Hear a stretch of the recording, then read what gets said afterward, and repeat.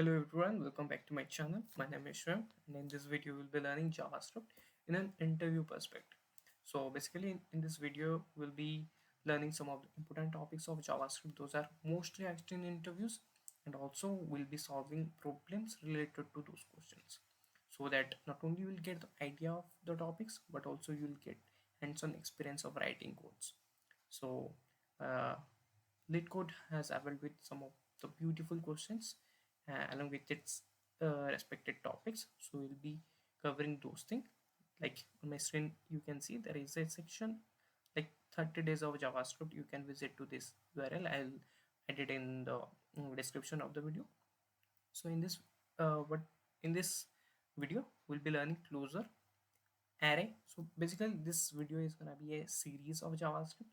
Multiple videos will come along with different topics. So in today's video we'll be learning closures, we'll be solve all these problems.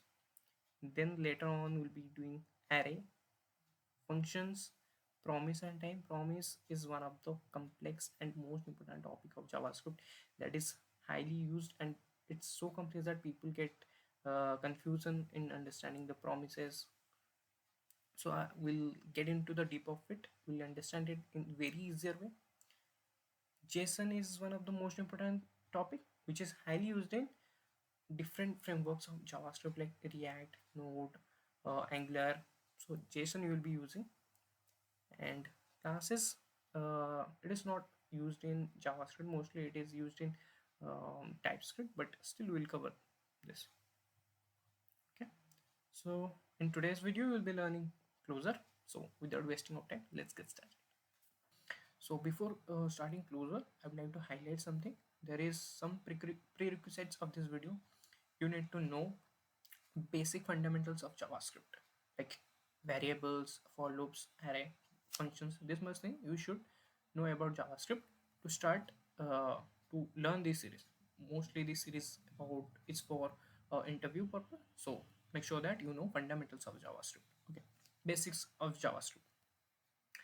So let us understand closure.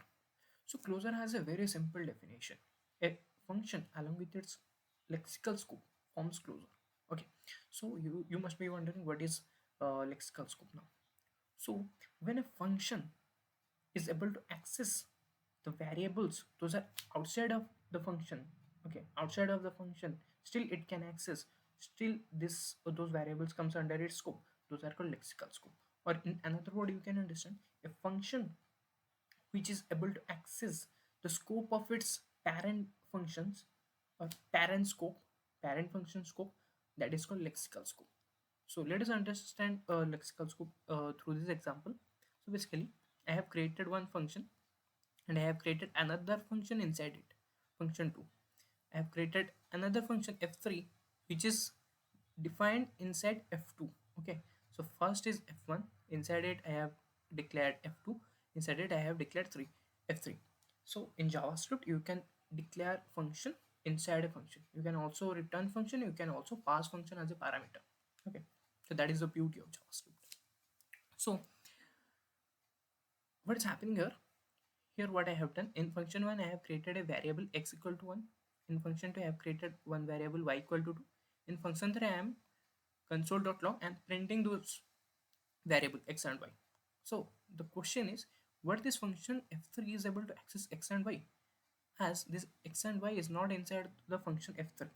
So if I run this code, I'm calling f1 here. So in this code we are getting to see 1 and 2, like called here outside of the f1, I called f1, and then f2 is called inside f1, and f3 function is called inside f2 function. So as f3 function is able to print value of x and y, why? Because it comes under its lexical scope.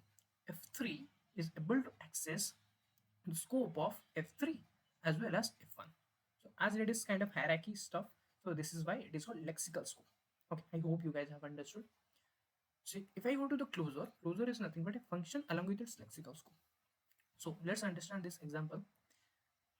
I have created a function print. Let's give it main. I'm just changing the name of functions. Okay, so in this code, what I have done, I have created a function main. Inside it, I have declared one variable x and a function print. Let's write it print so that we'll have no confusion. Print, and I'm here printing console.log x. The variable x we are printing inside print, and x is not declared inside print, but it is declared in main function, which is nothing but its lexical scope. So x is declared in lexical scope of print function. I hope you guys have understood. So when I'm accessing x, which is outside of it, outside of the function print, which is nothing but its lexical scope, and I'm accessing it through print function. So print function create or forms a closure having x. I hope you guys have understood. So the closure is nothing but a memory environment which is created inside a function. So if so, after that, what I have done, I have assigned x equal to 30 and returned the function print. As I mentioned earlier, in JavaScript, we can also return function. So I have returned this function print, which is assigned here func, and function is declared. Function is called. Okay. So what if? So if I run this code, basically what I have done, I have created one index.html file and I have added this closure.js. And if I go to the inspect,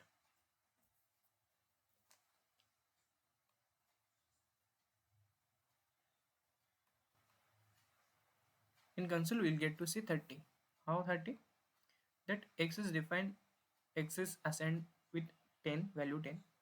Then the function is declared, printing console.log x, and x is 30. So what is happening? So print function is written here.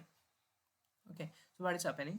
A closure is formed inside this print function with reference of x. It is not storing the value 10, but it is storing the reference of x. So if I show you, if I go to the sources and I add a debugger inside this, inside print function, and I refresh the code, I rerun it, and you will get to see there is a closure has been formed. There is a closure has been formed x30 in print function. In print function, a closure has been formed with x, the value of x, and where it is formed, it is formed in main function. Okay, in print function it is formed with the reference, it has stored the reference of x of main function. This is how closure is formed. I hope you guys have understood. If you have not understood yet, we'll solve one more question in LeetCode to clear all your doubts. If still you don't understand, I would suggest you to rewatch the video to have the better clarity of the video or understanding of the concept. You should understand the concept so that it will be easier for you to explain it to the interviewer. Okay, so let's solve the first question. Let's go to the description. The question name is create hello world function. Okay, then the description says write a function create hello world. It should return a new function that always return hello world. Okay, the input will be argument with nothing and the output will be hello world. Okay, as it's showing here, constant f equal to create hello world. It's creating a hello world. This function, you can also create a function like this. You can assign in a variable, you can create a function and assign it to a variable as well. So the f function is called, which is nothing but create hello world, which is returning a function. Then the return function is called. Okay, and this function, after calling this function, it should print hello world. Okay, so how can I do that? We just need to change this function as this, like if we return, we have to just print, right? If we print just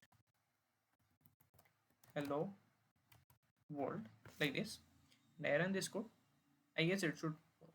Okay, one answer is coming undefined.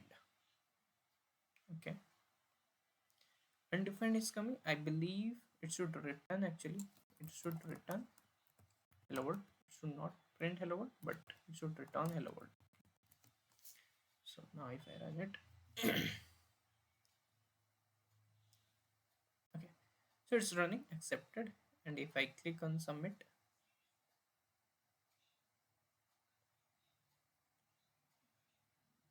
it is successfully submitted. The code is run. But where is the concept of closure here? So right, there is no concept of closure implemented in this code. But how can we implement that? Easy. Like as I said, a function, this function with its lexical scope, inner function with its lexical scope means the scope of its parent function. So in its parent function, I'll create one variable constant str hello world. What I did, hello world, what I did, I created a variable and assigned hello world to it and return the same variable. So this function is accessing str which is in its lexical scope. What does happen? It forms closure. Okay, I hope you guys have understood. And I run it, the code will run properly. If I click on submit, it submitted the code is submitted, code has worked. Okay, now, and the first question has been solved, so we'll solve the second question. I hope you guys have understood what we did.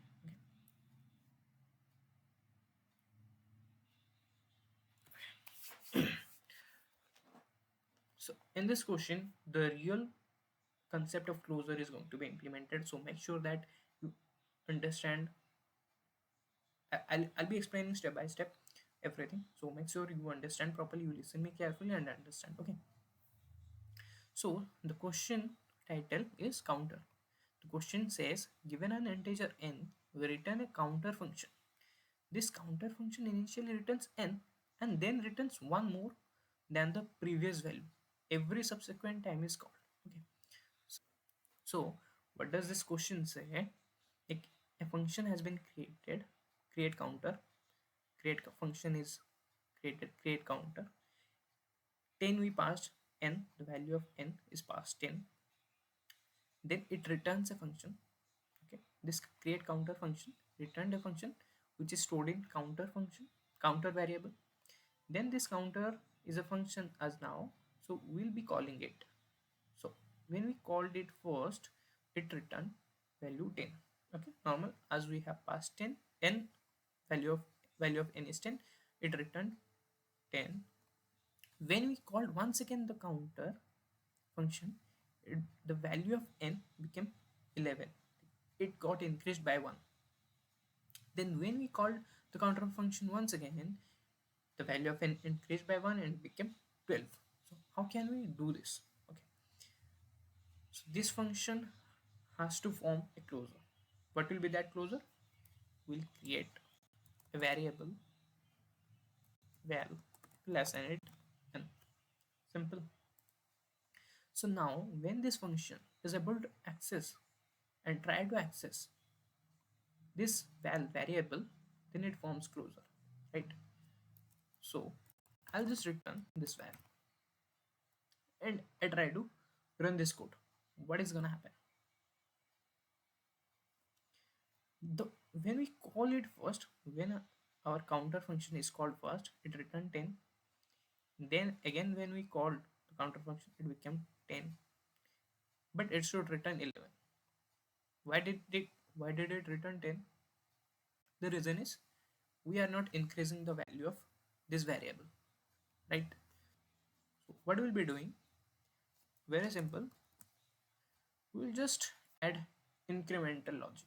Okay, so every time value is returned, it will get increased by 1. So now if I run the code, you'll get to see that first it printed 10, then it printed 11, then it printed 12. I hope you guys have understood what actually happened. Okay, so here what we are doing, value, so counter is called, counter is printing value of val. Okay, then again we are calling counter. Then on our first call, okay, on our first call, the value of val got increased by 1. Okay, we increased it. This val is inside closure of this function. That's why it is able to access, it is able to change it, and it will be using its latest value. So the value has been increased to 11. This function counter, when it is called again, so it returned 11. Then while returning 11, it got increased to 12, and this function is called once again, and it is printed. I hope you guys have understood the concept of closure, and if you have enjoyed this video, then make sure to like and subscribe the channel, and we will also be covering some other questions of closure, and some we'll be covering some other topics of JavaScript which are highly essentials. So make sure to subscribe the channel, and that's all for today. I'll see you in the next one.